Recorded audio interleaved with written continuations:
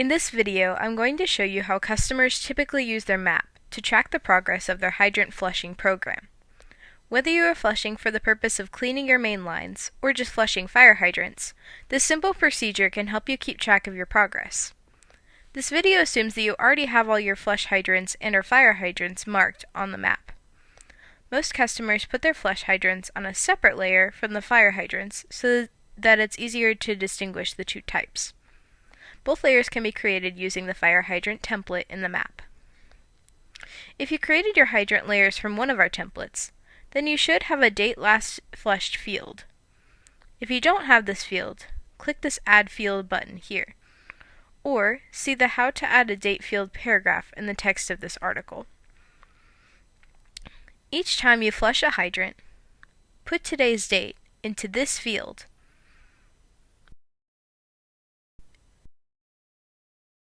and click Apply. By simply recording this date last flushed, you will be able to do some reporting. So for example, I can go to my hydrant layer, click Search, click Advanced Search, and then say Show me all the hydrants with an exercise date older than the 1st of this year. The map then brings attention to all the hydrants that haven't been flushed since then, and gives us a list of them. I can now print this list or export it to a CSV file. I can also color code my hydrants by using the same date field. I first need to change my symbol. First, we click on the Layers button and click on the Hydrants layer. Then click Settings and click Symbol. We can choose between a raster symbol or a vector symbol. Raster symbols have predetermined colors and cannot be color-coded. However, vector symbols can, so choose one to represent your hydrants. Next, click Classify next to the line or fill color. Select the Date Last Flushed field. Then, click Apply. The hydrants are color-coded based on how much time has passed since they were flushed. So for example, 0.5 is half a year, 1 is a year, and so on. You can change your colors here if you'd like. Then Apply and save display settings.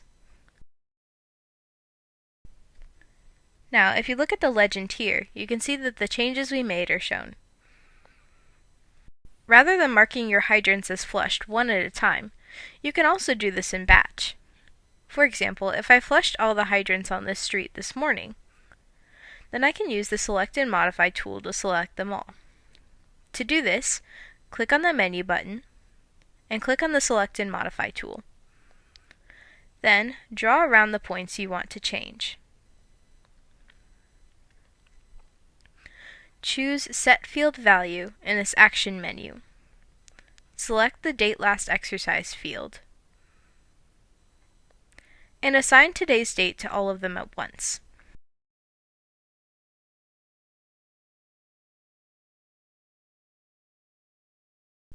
You can see the color has changed to reflect this change of date last flushed.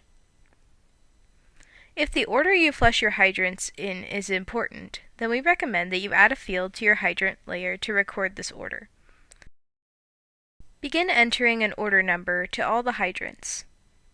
You can then sort them based on this field in the Browse tab. To do this, click on your layer and click the Browse tab.